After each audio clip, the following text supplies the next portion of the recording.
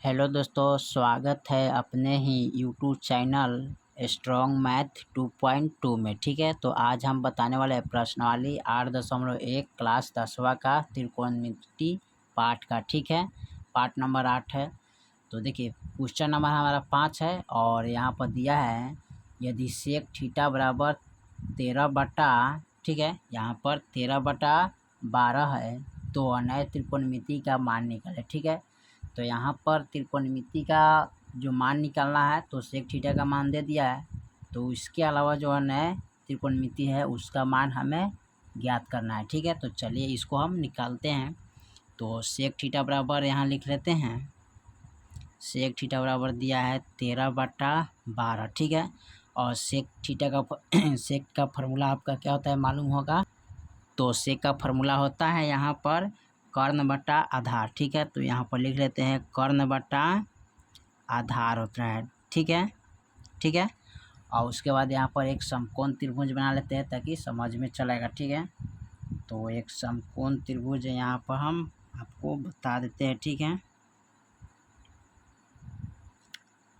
चलिए समकोण त्रिभुज यहाँ पर बन गया। ठीक है, यहाँ देते हैं ए बी और हो गया सी। ठीक है, यहाँ पर 90 डिग्री का कोण होता है। ठीक है, और देखिए इनको बोलते हैं समकोण त्रिभुज का सबसे जो बड़ा कोण भुजा होता है उसके क्या बोलते हैं कर्ण, उसके बाद क्या बोलते हैं आधार। ठीक है, और इनको बोलते हैं लंब। ठीक है, और देखिए जो इन कर्ण को हम एच से सूचित करते हैं यानी कि हाइपोटेनियस। ठीक है, लंब को पी से सूचित करते हैं परपेंडिकुलर, और आधार को बी से सूचित करते हैं बेसिक। ठीक है, तीनों का मान आ गया। ठीक है, तो लंब, आधार, ठीक है, और कर्ण। ठीक है, और यहाँ पर दिया थीटा, तो थीटा का मान यहाँ दे देते हैं। ठीक है, चलिए, तो थीटा के सामने वाला क्या होता है लंब, और ये हो जाता है आधार। ठीक है, ये होता है कर्ण। ठीक है, उसके बाद हम इनका मान निकालते हैं। ठीक है, तो चलिए सबसे पहले इसको लिख लेते हैं सम कोण त्रिभुज ए बी सी में। ठीक है,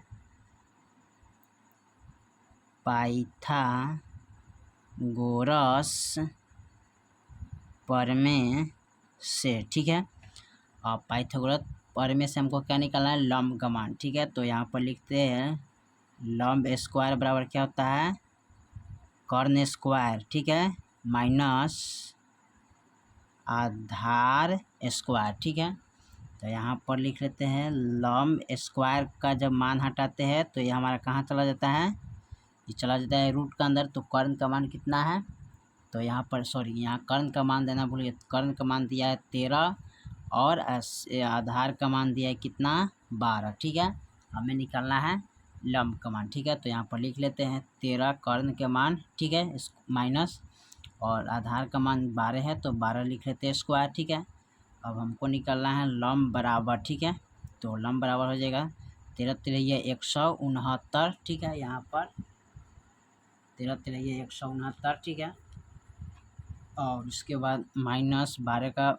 तो 12 बरैया 144। ठीक है, तो हो जाएगा हमारा लंब बराबर, तो यहाँ पर निकालिएगा तो कितना आएगा 25। अब 25 का वर्गमूल क्या होता है, तो 25 का वर्गमूल होता है हमारा 5। ठीक है, तो यहाँ पर फाइनल मेरा आ गया कितना 5। ठीक है, तो 5 जब आ गया तो हमारा लंब कितना हो जाएगा 5 हो जाएगा। ठीक है, तो यहाँ पर आप लिख सकते हैं 5। ठीक है, चलिए लंब का मान हमारा निकल गया। ठीक है, अब हमको निकालना है किसका मान, अब इसको अनय त्रिकोणमिति का मान हमें निकालना है। ठीक है, तो अनय त्रिकोणमिति का मान निकालने के लिए सबसे पहले इसको क्या करते हैं यहाँ पर नोट कर लेते हैं।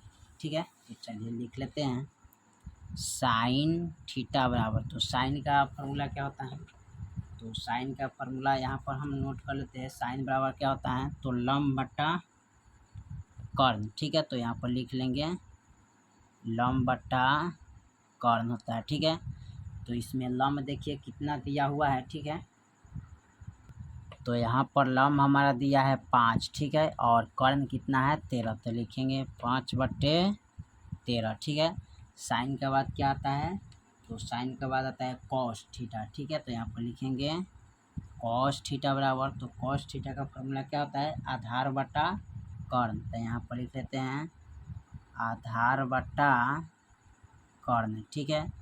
अब आधार बटा कर्ण हो गया, तो देखिए इसमें आधार कितना है 12, तो 12 लिख लेते हैं, ठीक है, 12 हो जाएगा यहाँ पर। और यहाँ पर कर्ण कितना दिया है, तो कर्ण का मान हमारा फाइनल यहाँ पर देख लो 13 दिया है, तो यहाँ पर 13 लिख लेते हैं, ठीक है। चलिए उसके बाद साइन का बाद क्या आता है, साइन का बाद हो गया कॉस, कॉस का बाद देखिए कॉस का बाद आता है टैन। तो यहाँ पर लिख लेते हैं टैन थीटा बराबर, तो टैन थीटा का मान कितना होता है, तो टैन थीटा का मान यहाँ पर हो जाता है आपका, लिखेंगे लंब बटा आधार, ठीक है। तो लिख लेते हैं लंब बटा आधार, ठीक है। तो टैन थीटा का क्या आ गया लंब बटा आधार, तो लंब हमारा कितना है इसमें, तो लंब देख लीजिए यहाँ पर पूरा दिया हुआ है, तो लंब का मान हमारा है 5, ठीक है। और आधार का मान कितना है 12, तो लिख लेंगे 5 बटा 12, ठीक है। तो यहाँ पर लिखते हैं 5 बटा 12, ठीक है। टैन का बाद आता है कॉट, ठीक है, तो लिखेंगे कॉट थीटा बराबर, तो कॉट थीटा का फॉर्मूला क्या होता है, तो कॉट थीटा का फॉर्मूला है आधार बटा कर्ण। तो लिख लेते हैं आधार बटा कर्ण, ठीक है।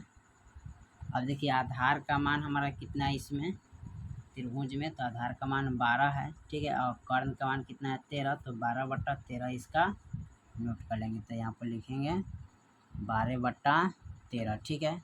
उसके बाद आता है कॉसेक थीटा, तो कॉसेक थीटा बराबर लिखेंगे, तो कॉसेक थीटा बराबर क्या होता है कर्ण बटा लंब, ठीक है। तो यहाँ पर लिख लेते हैं लंब, और कर्ण का मान इसमें कितना है, तो कर्ण का मान है 13 और लंब का मान कितना है 5, तो लिख लेंगे 13 बटा 5 यहाँ पर, ठीक है। तो चलिए लिख लेते हैं 13 बटा 5, फाइनल मेरा आंसर आ गया, ठीक है। तो इसी तरह नए त्रिकोणमिति का मान आप बहुत आसान तरीके से निकाल सकते हैं, ठीक है।